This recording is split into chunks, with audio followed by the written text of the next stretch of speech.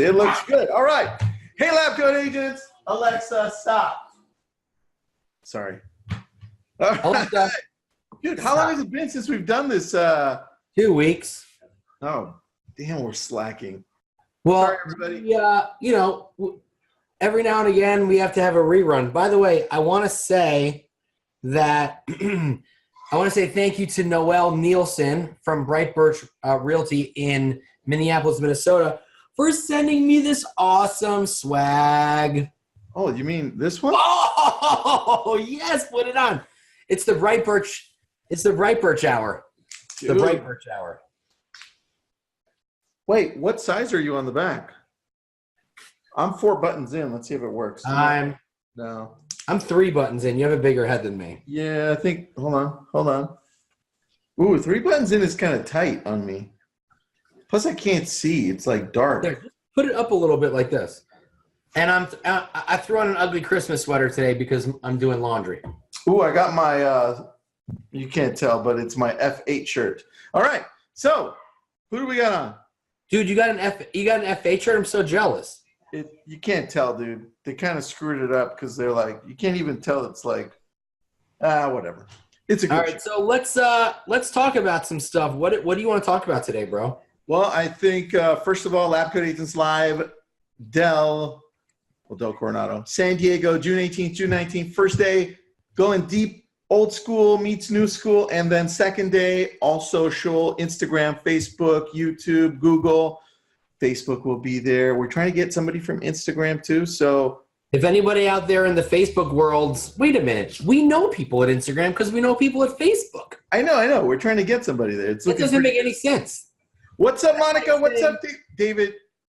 That's like saying, hey, we have someone from Google. We'd love to have someone from Gmail. That's hilarious. You're right. It's not really that funny, but you know what I mean. So, Tristan, you and I were talking about, you and I have been learning a lot about Facebook and Instagram and telling stories. And, you posted something earlier today about, when a lot of people don't know how to post to Facebook. They don't know how to post to Instagram. And they don't do it with like a cadence, right? They don't do it in succession. They don't tell people what their story is. They don't tell people what they're going through in order, right? Come on, I'm trying to. Right there. Is DJ Jazzy Tristan. And the fresh Nick. Okay. I love my new swag. Anyway, so we were texting earlier. We're like, people need to know each other's stories. And I feel like there's not a lot of authenticity. There's not enough authenticity out there in the social media worlds, right? Yeah, I think people forget that we're all human. I was just having this conversation earlier with a friend, and that was that.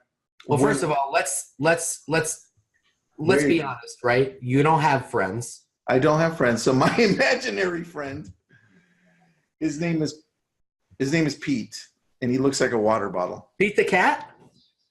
But for some reason it says Fiji. All right, so I was with my friend. He's like, everybody can talk crap behind the keyboard, and there's no repercussion. I mean, the keyboard's not going to electrocute you if you're an asshole to people or if you bully them, right? Which I think might be a good idea. It's like, oh, this person, oh, damn. But the problem is if you do that in real life. Did you hear about the guy who ruined the ending for Endgame? Yeah, so there was a guy who went to the movie theater to see the Avengers Endgame, and he walked out, and there were people in line waiting to go in, and he shouted the ending, and he got his ass kicked. Now, that's what happens in real life. It doesn't happen. Right. If that was online, all you would do is curse it and behind your keyboard. But I think so many people are used to not getting their ass kicked for doing stupid stuff that they forget where they are. The world changed, dude. And so we were talking about humanizing this social media process a lot more. And when I was at F8, when Zuck was speaking, he was talking about communities being more of a tribe where you can connect with people and you can grow together. And I think that's what you and I have done with lab coats, where, I mean, it's still a challenge. You're going to find people they're going to talk crap to each other, and they get emotional over a certain topic, like guns, right? People get emotional about guns. That's just how it is. Yeah.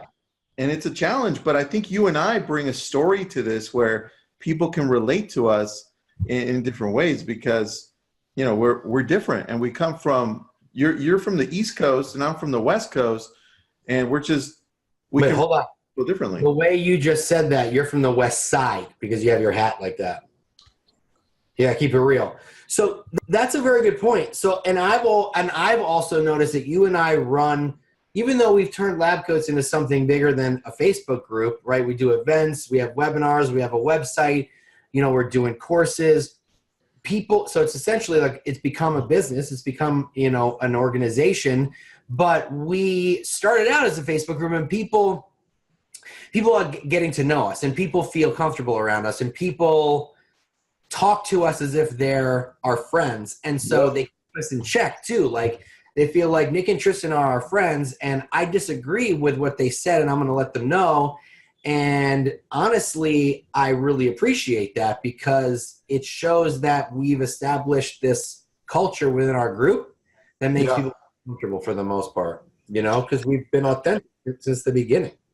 That's very true. And just as a reminder, we're here to help everybody. So if you're out there talking crap to somebody and making them feel bad, I mean, what you posted, was it like a month ago you posted, the way that you treat others online, it just shows who you are. So you're never going to get a referral, right?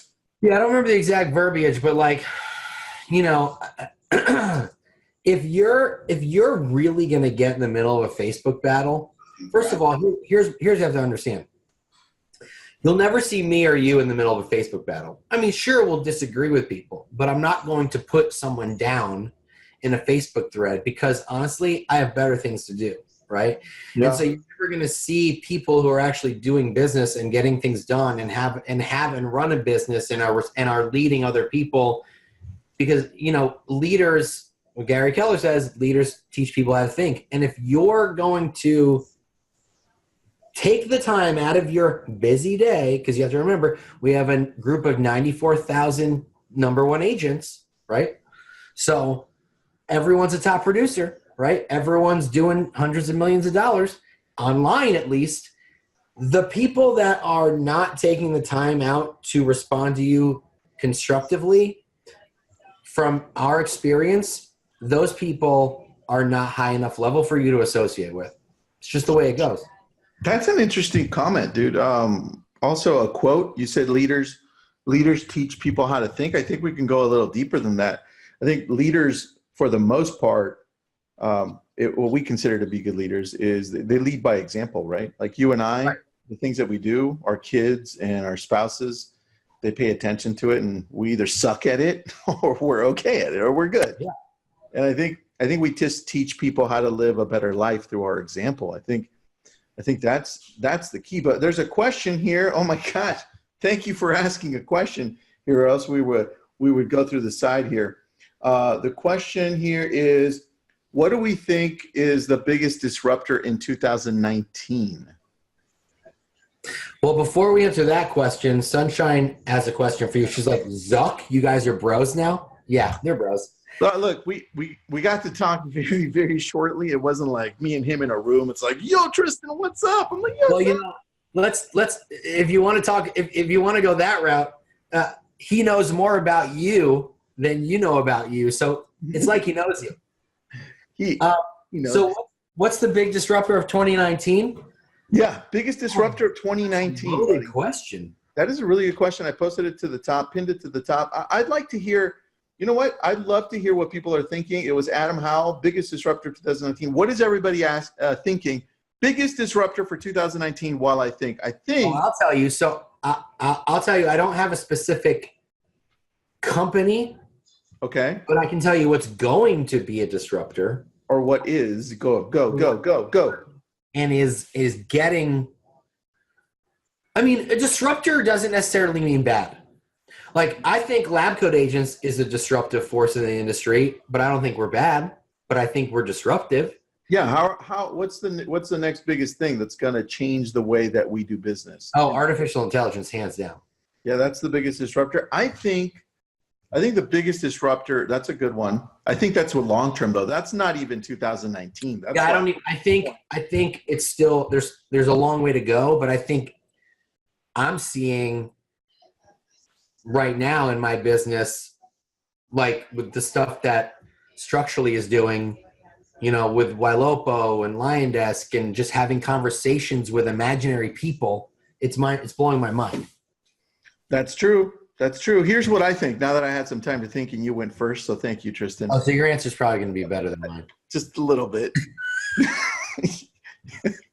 I think the biggest disruptor is these companies like Open Door, and you could see how Zillow copied Open Door. Then Redfin copied Zillow and Open Door with this instant offer. These big companies, these big tech companies that are coming in and taking a piece of our industry, they're going directly to the consumer much quicker. And so the biggest disruptor are these companies that are pushing the agent aside, even though we're still an integral part to this. They're pushing us aside and they're saying, hey, we can go directly to the consumer. So we're just going to get them for you.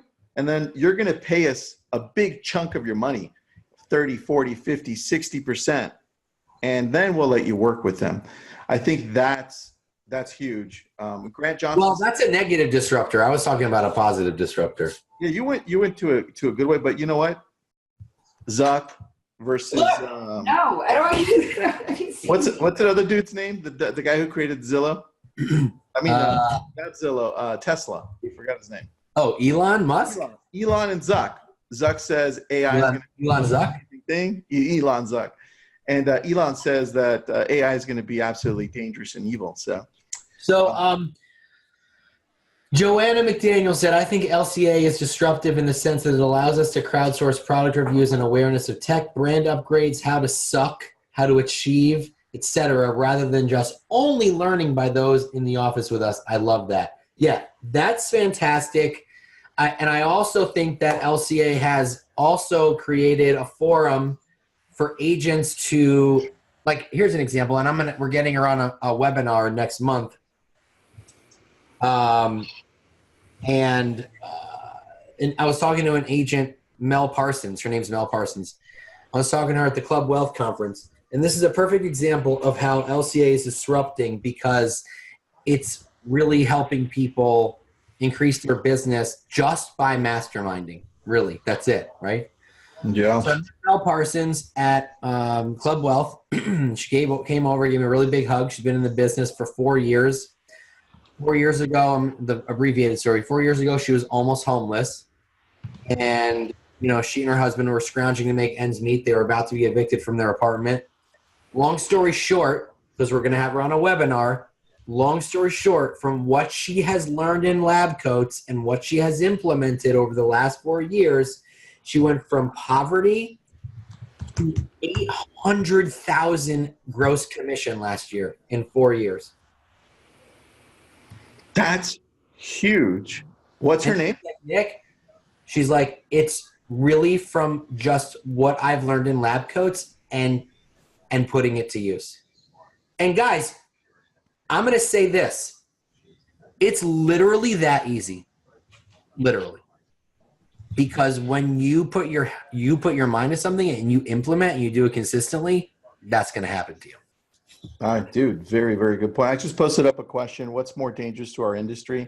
Artificial intelligence, tech companies going towards our, for commission, or pizza? Let's see what people think. What's more disruptive, artificial intelligence or pizza? Well, yeah. Pizza's more disruptive to my waistline. I knew you were going to say that. Bright Birch Real Estate. I love Noel. I love Bright Birch Real Estate. So wait, okay. Thank you. I'm lucky being in Minnesota. So with both of you being on the opposite coast, you see a lot of these disruptors being tested in your markets before they hit mine. That's very true, buddy, and that's what we're here to share. So I got a question, and it's a question that I posted in the group earlier, and it's interesting. A lot of times, Tristan, you and I will post questions in the group, and people think that the way the question is phrased, they take a side. right? They either think we're for or against what we posted, right? Very true. So today I posted in the group saying time blocking is a myth, prove me wrong. Yes. And it's interesting because you and I were having a conversation the other day about time blocking and whether or not it actually works and whether or not people actually are able to stick to it like they say. Mm-hmm. Now, my question was phrased in a way that people thought I didn't believe in time blocking, that I was unproductive, that I didn't have enough stuff in my schedule in order to be productive. Yep. And it's interesting because I didn't say either way what I felt about it. That's a really good point, dude. I think people do assume that you go towards a certain way. That question, though, the way that you posed it, it almost made me feel like I know what you're thinking, but if I did know what you were thinking, it would make me feel like you don't believe in time blocking. I know. But people have to understand. We post sometimes, thought-provoking questions, but we got to get engagement. Like that's what social media is about, right?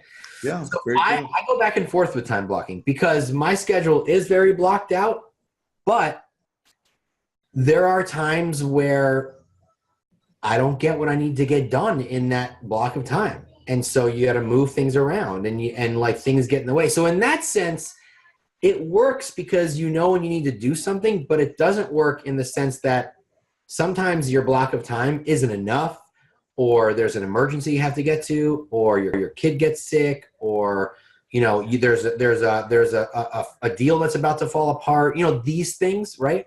Mm-hmm. So it's not as perfect as we're led to believe, but it is important. But it's not as perfect as we like to think. Well, here I'm going to share something with you, and then we'll wrap it up. You can give your opinion, and then we can wrap it up. There's something that I do routinely here, and that's besides the time blocking spot, because I don't time block everything. I like to leave spaces, but what I do is I created this sheet that has annual goals. And in it, I write down my goals, and then I write down on the side what quarter I need to finish them by.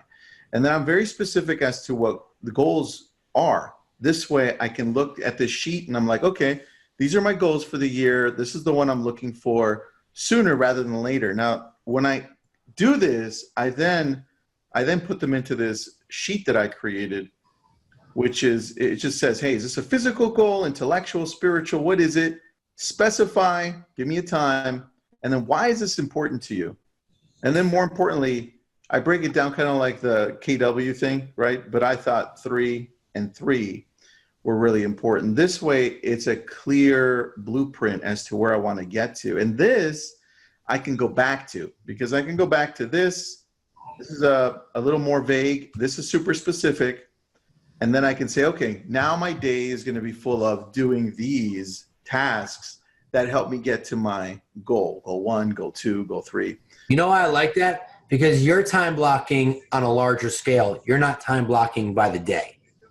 Yeah, so like if you time block by the day, I think it's not as effective. But if you're time blocking by like the week or the month or the year, right?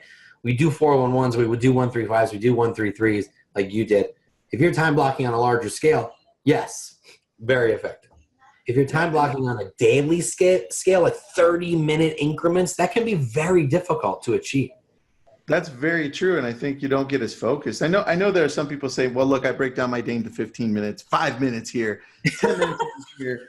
And then you listen to like Warren Buffett when he had a conversation, he was interviewed while he was sitting with Bill Gates, and he's saying, well, here, take a look at my planner, and there's like 2 things on it for a month. And right. Bill Gates is like, that's crazy. That's not how I live my life. But I learned so much from Warren just to kind of step out of it and have time to process and think things. Now, I think it's somewhere in the middle, obviously. I don't think, hey, don't write anything. But sometimes blocking every single portion of your day, it creates unneeded stress. And it creates a feeling of being rushed and needing to get it done, right? I agree, dude. My God, by 11:30, I've got to be done with this. Oh, you know what I mean? Yeah. And you know me, I never get stressed. No, dude. You're like the calmest, most like easy going guy. So calm. Like so easygoing. Like today when I posted, Was that Ann laughing in the back? yeah. So today when I posted what should we talk about on Tristan and Nick at Night, someone goes, I know, Nick should get really frustrated about whiny agents. Then Tristan will calm him down, and then Ann will come in and crush it and blow both of you out of the water. It's a repeat of episode 4. It's such a great system that we have. It's such a great, that's just our lives. I love it. Dude. All right. Anything you want to wrap up with? Because I have to take my. You got to take your daughter to karate. All right, so let's just go back real quick. I want to talk about LCA Live. If you guys, in the link, buy your tickets. Your early birds are $3.99. It's a 2-day conference, 40 speakers. Day 1 is solely focused on going back to basics, right? Door knocking, client appreciation, expires and FSBOs, hiring, all the stuff that agents used to do before there were computers. Day 2, all about technology and social media and bringing all that together so back to basics and technology can have a beautiful marriage. I love it. All right, everybody, go to labcoatagentslive.com and put it up there. And next time, ask more questions. Well, we talked a lot. And by the way, tomorrow at 11:30 Eastern, I'll be interviewing Brad Kiger, who went from 0 to 20 million in his first year in real estate. Sunshine Wilhite, she's going to be talking about earning 6 figures with accountability. And Kyle Whistle talking about branding your business with video. Tomorrow, 11:30, all 3 of them. It's mind-blowing. I love that. All right, man. See you tomorrow. Okay, have fun at karate. Bye. Bye, Lab Coats.